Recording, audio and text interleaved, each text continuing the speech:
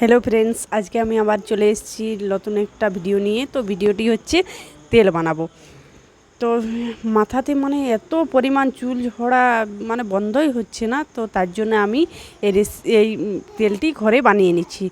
প্রথমে আমি নিয়েছি দুটো পেঁয়াজ, বড় বড়, যে পেঁয়াজগুলো মানে খুব মানে লাল টকটকে একদম হতে হবে, সেই পেঁয়াজগুলো বাজার থেকে দুটো নিয়ে এসেছি আমি। তো এই দুটো পেঁয়াজ আমি প্রথমে ভালো করে কেটে নিচ্ছি। তো আপনারা কী এর সাথে নেবেন তা আমি আপনাদেরকে শেয়ার করছি। প্রথমে পেঁয়াজ নিয়েছি দুটো, আমি ভালো লাল টকটকে বড় বড় দুটো পেঁয়াজ। নারকেল তেলের একটা নেহার শিশি নিয়েছি 100 গ্রামের, আর নিয়েছি কিছু পরিমাণ মতো মেথি।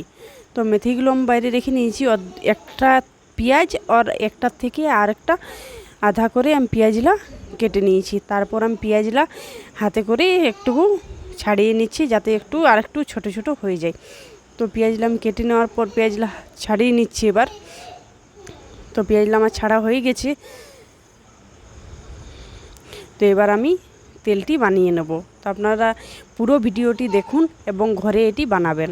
প্রথমে আমি কড়াইটি গ্যাসে বসিয়ে দিলাম। তারপর হালকা গরম হয়ে যাওয়ার পর কড়াইটি আমি তাতে 100 গ্রাম যে তেলটি এনে রেখেছি সেটা আমি কড়াইতে দিয়ে দিলাম।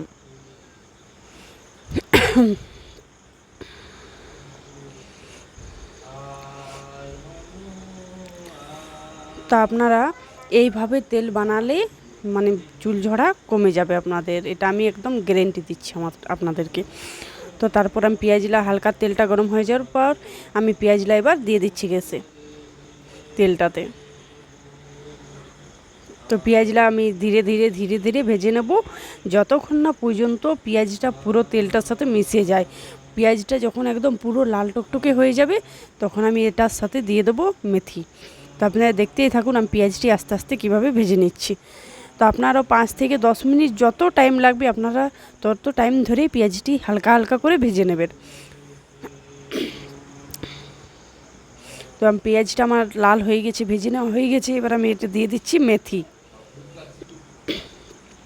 তো মেথিটা আপনি দেওয়ার পরে কিন্তু গ্যাসটা অফ করে দেবেন, না হলে কিন্তু তেলটা খুব একটা ভালো হবে না, কালো হয়ে যাবে। তারপর আমি দিয়ে দিচ্ছি কারি পাতা। তেল আমি মিশিয়ে নিচ্ছি ভালোভাবে একসাথে। এই যে গ্যাসটা বন্ধ করে দিলে কি হয়, যে গরম তেলটা আছে সেটাতে এই মেথি এবং কারি পাতাগুলো মিশে যাবে। তো মেথি কারি পাতাগুলো মিশে যাওয়ার পর আমি গ্যাসটির থেকে নামিয়ে নিচ্ছি কড়াইটা। তারপর আমি পেঁয়াজলা ধীরে ধীরে ছেঁকে নিচ্ছি। তো পেঁয়াজলা আমি ধীরে ধীরে ছেঁকে নেওয়ার পর কিছু পেঁয়াজ রয়ে গেছে, অত ছাঁকা যায়নি। তো আমি এবার তেলটা ছেঁকে নিচ্ছি।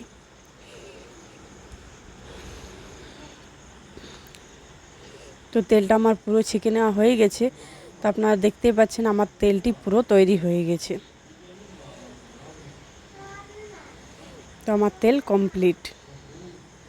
তো আপনারা যারা ভিডিওটি আমার দেখছেন তারা প্লিজ ভিডিওটি সাবস্ক্রাইব করে দিন, যাতে আমি আবার নতুন কিছু ভিডিও আপনাদের সামনে তুলে ধরতে পারি। Thank you.